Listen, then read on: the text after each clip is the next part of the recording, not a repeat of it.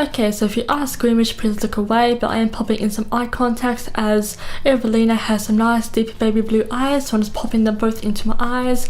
That difference though. So popping them both into my eyes, and then we can get started with the official makeup side of it.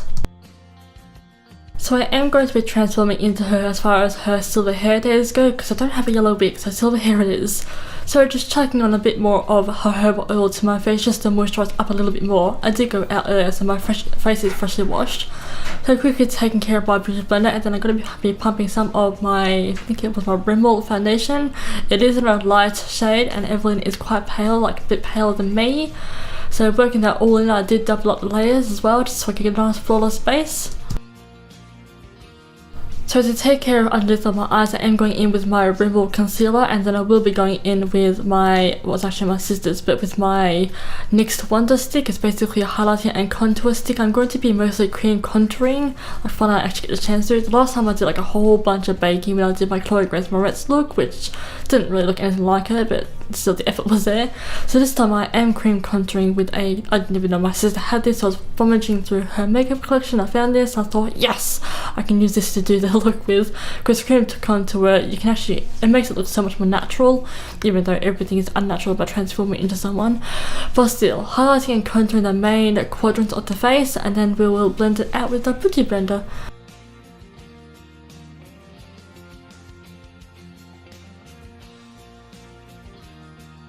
Then I am quickly baking underneath my eyes just to quickly avoid any creasing. I mean, my eyes do that anyway, but still. Then I am carrying on blending in the rest of my face as per usual.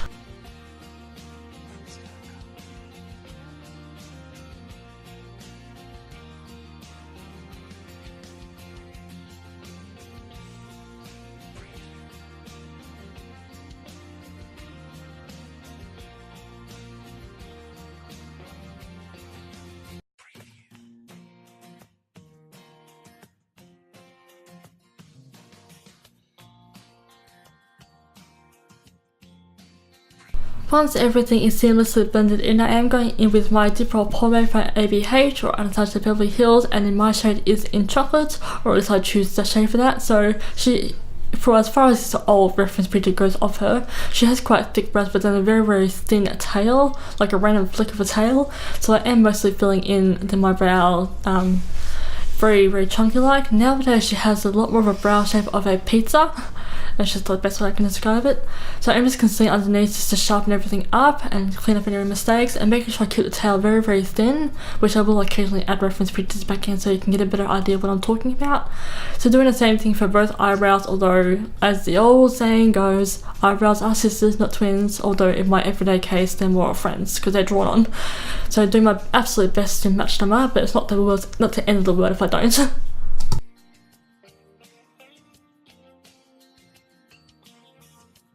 So to get that faded look at the front, I am just using whatever concealer remains on the brush and just sweeping it over. It's actually a Chloe Morello trick actually. And then I am just powdering over with the Rimmel powder because it works a lot better than what my BYS one does, just to take off any tacky shine and to set my brows.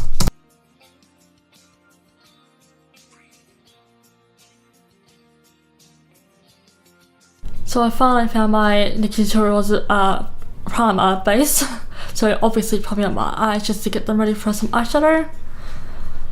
And then I will be setting them over with the powder that I've been using and my Flawless Finish sponge because it reaches a wider area of my eye, so it dries it off a lot quicker. And this was an absolute fail. Please disregard this step unless you can get it to work. I was just basically trying to bake between my eyebrows just so I can have like a wider space and more prominence.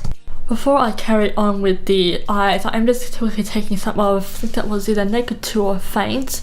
Either way, it's from the Urban Decay Basics palette.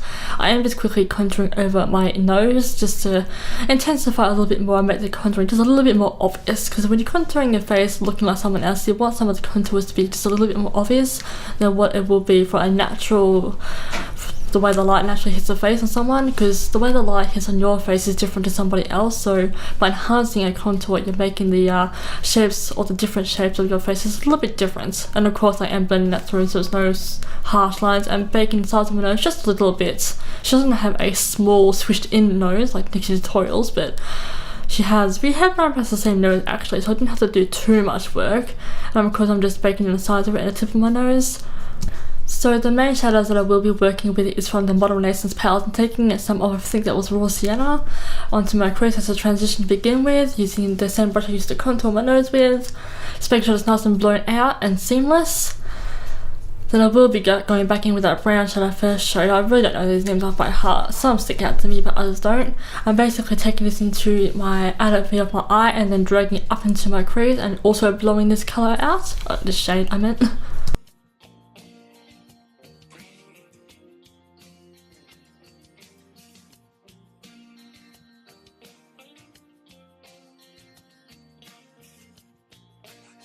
So just quickly using my large XA Beauty fluffy brush just to make sure that all the lines are seamless, and then my camera actually got a bit cut off, but I am taking some of the brown under my eyes, the same brown that's in my crease and pretty much all over. Then my camera cut off again, and I am using one of the pink shades at the top row just to start giving a bit more of a pink look, like a pink undertone throughout the browns. So yeah. Now I'm taking this black from the Lip Pro palette from Anastasia Beverly Hills and a short little Scotty shader brush from Color Cosmetics. I'm basically just lining my eyes. I'm first starting off with my waterline and dragging it all across from outer to inner corner. And then I will be smudging it out, just to help give it a bit more of a smokier look, so it looks a bit more grungier, but very, very neat. Her makeup in this picture was very neat. There was nothing grungy about it necessarily. So just lining it up first, and then I'm going to go smudge it out. So as I was saying, so I can have a bit more control over the smudginess, then I am taking my eyeliner from CoverGirl.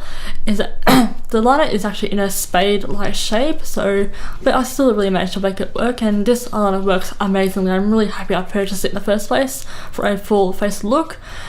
So now to fill in this gap on my eyelid, at first I did try using the golden shimmer shade from the Model Renaissance palette, but it didn't work so well. So then I went for Jeffree Star's Androgyny, also didn't work so well. But then I settled for the Rich Bitch from his original palette, and using my fingers I really got the colour that I wanted because she has a bit of gold on her lid.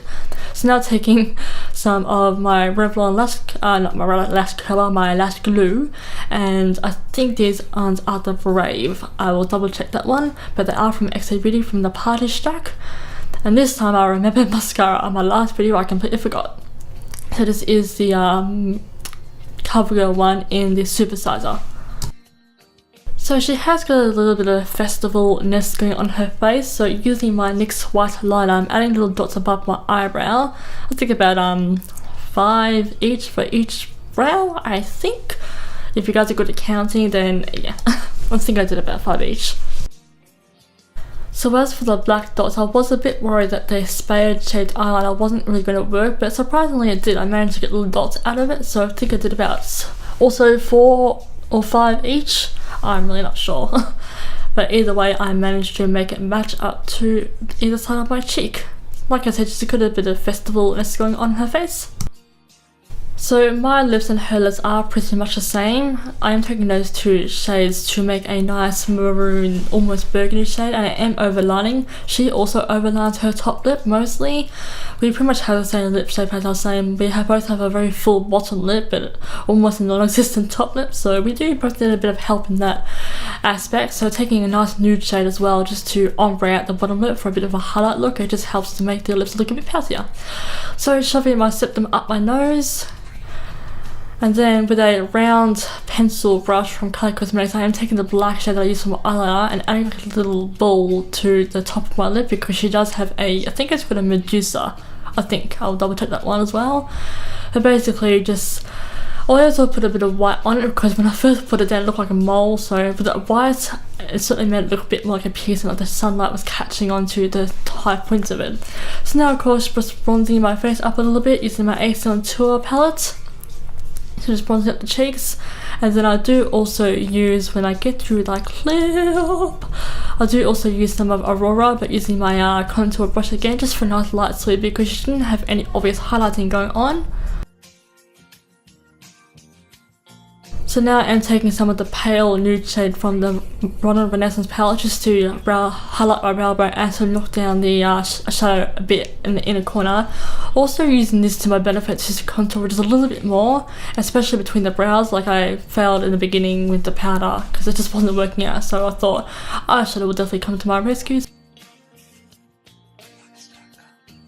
Then I am also contouring my upper lip around my cupid's bow because hers is just a bit more prominent, plus it's also where the light and shadows were hitting, so making my cupid's bow just a little bit more obvious.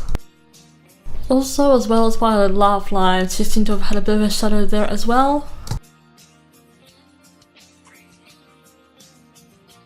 So fitting this hairpiece onto my hair, she does have a little bit of a jewel on hers, but I didn't.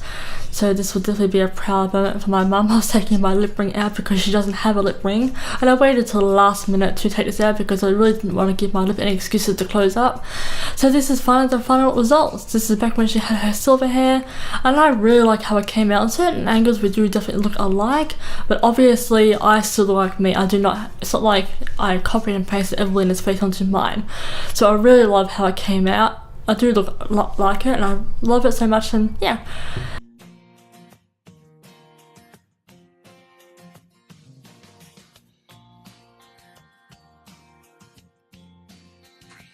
So thank you all so much for watching. I really do hope you enjoyed this video as much as I enjoyed creating it, and I shall see you all for my future videos. Ciao!